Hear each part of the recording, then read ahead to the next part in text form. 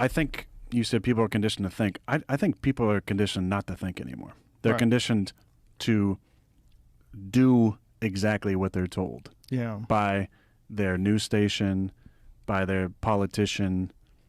You know, people don't want to think for themselves anymore. Well, they're conditioned at work. Think about if you have a job. The majority of people in this country have a job where you have a boss. The bosses are a very small minority. The majority of people work for that boss. If you work for a corporation, they have very strict rules that they'd like you to follow.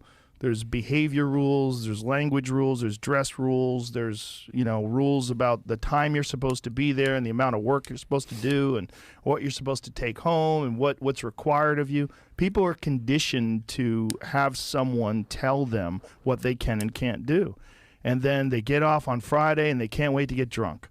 And that's part of why they want to get drunk, is they want to escape. They want to escape this grind of a world. A person who can become autonomous, a person who can have their own job where it's their business or it's their product that they're selling or their art that they're selling or there's something where you can be self-sufficient, that is the biggest freedom that a person can have in this culture. And most people don't have that freedom. So most people are conditioned to have someone lay the rules out for them, tell them when they're supposed to be there, tell them what they get when they work for an hour. That most people don't have the ability to just think for themselves. It's been taken away from them because they want to make a living. Yeah, then you get into student loans. Well, that's the craziest one, right? Because you can't even get rid of those. Right? Every other right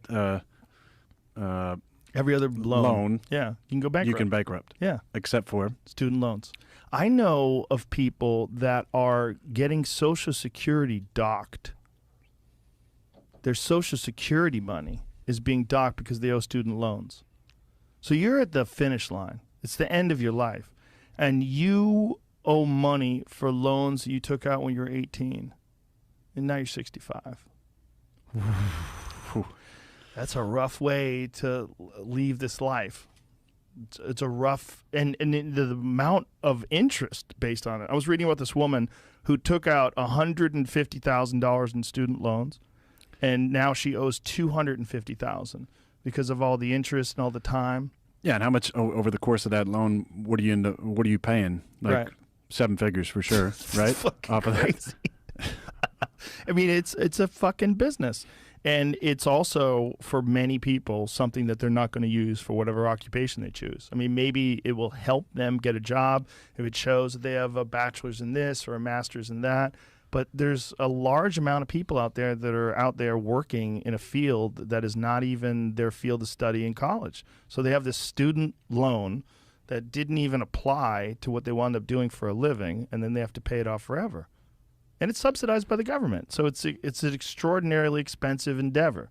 And you're making this choice when you're 18. You don't know what the fuck you're doing. No. You have zero idea. It's the most vulnerable time in your life before your frontal lobe forms. You're not even 25 years old, and you're making these life decisions that will affect you forever. But it's not pushed.